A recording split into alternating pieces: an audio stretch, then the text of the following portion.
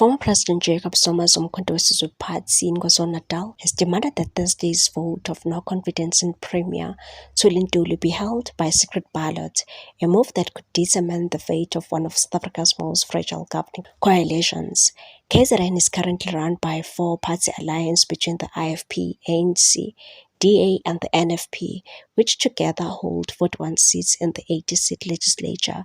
The opposition MK Party and the EFF control the remaining 39 seats. With such a razor-thin majority, even minimal dissent could collapse the government of provincial unity. The risk is particularly acute given the National Freedom Party's increasingly volatile position. The NFP, who holds a single but decisive seat, has threatened to withdraw from the coalition unless sweeping changes are made to the provincial executive.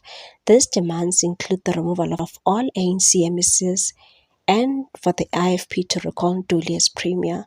This internal tension makes the MKP's push for a secret ballot especially significant. In a public vote, coalition leaders can exert visible pressure to maintain discipline. Behind the secrecy of a private ballot, just two dissenting votes could topple the administration. Even one unexpected defection could tip the scales. The NFP president, Ivan Bans, has reportedly voiced his dissatisfaction with the GPU's performance and has openly backed the MKP's no-confidence motion. In a statement on 25 October, he accused the current administration of failing to deliver services and suggested that the MKP, which performed strongly in the last election, should be allowed to lead a new provincial government. Bans confirmed he intended to meet the MKP leaders, insisting Ntuli is failing to lead and dismissing concerns about the MKP-led province, and said, "Why panic when you hear about Umkhonto weSizwe? Nothing will happen if the MK party is in power." But Bans' stance has exposed deep divisions within his own party. Newsday recently detailed tensions between the NFP's national leadership, its KZN structure and its youth league over the no-confidence motion. The party's KZN caucus publicly defended its MP legislature and social development, MEC Sintambali Shinga, reaffirming her full membership and commending her performance in government.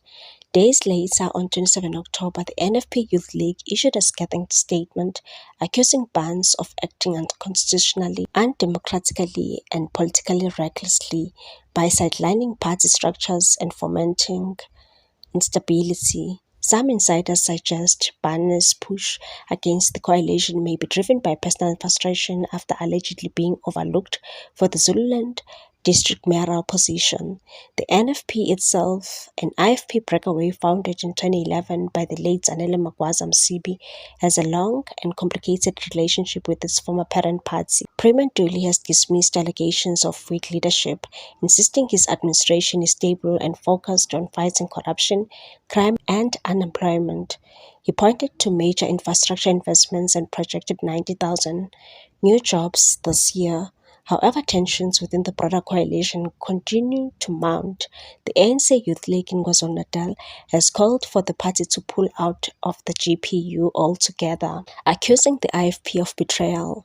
Senior ANC figures have also criticized the IFP for unilateral actions in the Umkhanyakude district municipality, calling the moves as power grab that undermines the unity government. Thursday's no-confidence vote now stands as a critical juncture for KZN politics, with the secret ballot still under consideration and coalition partners turning in one another.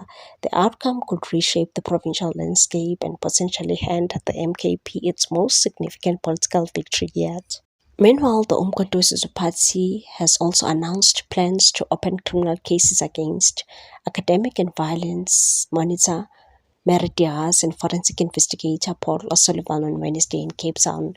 The party accuses Diaz of misrepresenting her academic qualifications during her testimony before the Parliament's ad hoc committee, claiming she falsely presented herself as holding an end doctorate. For O'Sullivan, the complaint centers on an alleged threatening message sent to Police Minister Senzo Mcholo's Chief of Staff, Cedric Nkabinde, during a committee hearing These actions, according to the MKP, violate laws like the Powers, Privileges and Immunities Act, the Intimidation Act, and potentially the Constitution.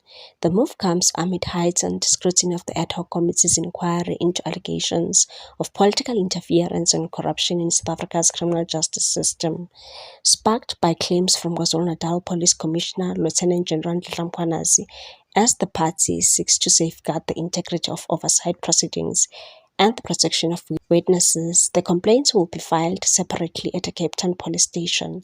This development has ignited debates on accountability, free speech, and credibility of witness in parliamentary probes, with reactions pouring in from political figures and the public alike. Allegations against Mary de Haas misrepresented credentials. The MK Party's first complaint targets Mary de Haas, a well-known human rights activist and violence monitor, for allegedly misleading Parliament about her academic credentials. During her testimony at the ad hoc committee, de Haas was introduced and referred to as a Professor Mary de Haas, implying she had held a doctoral qualification. The party claims this was false, stating she claims to possess an and doctoral qualification, which she does not. Mary de Haas has since admitted that her highest completed qualification is a master's degree, that the doctorate she referred to is merely honorary. De Haas, who has been affiliated with the University of KwaZulu-Natal, is an honorary research fellow, testified on issues like alleged abuse by political cleanliness team, unlawful searches, and fabricated evidence. Her evidence drew from confidential sources, which she refused to name, leading to clashes with the MPs who accused her of relying on hearsay. The UKZN has since distanced itself, confirming de Haas is not employed by the institution and does not hold the title of professor. A university spokesperson clarified and said Mary de Haas is not employed by UKZN and holds only an honorary research role. MK Party argues this misrepresentation violates the Powers, Privileges and Immunities Act, which prohibits false testimony or misleading Parliament. De Haas has faced similar scrutiny in the past, with some questioning her expertise during her appearance. Members of Parliament like those from the EFF and DA expressed frustration over her refusal to disclose sources, with one committee member stating her evidence was based largely on hearsay. Despite this, de Haas stood her ground, proving insights into police misconduct, and the committee deemed valuable, though contentious. The second case targets forensic investigator Paul O'Sullivan, accused of sending a threatening SMS to Cedric Gabinde during a break in the ad hoc committee proceedings. Gabinde, testifying as Mkhonu's chief of staff, read the message aloud and said, "Get ready, you lying crook." The incident prompted immediate outrage from members of parliament, who condemned it as intimidation and obstruction of parliamentary processes. What's your take on this one, people? Thanks for watching. Please subscribe for more news.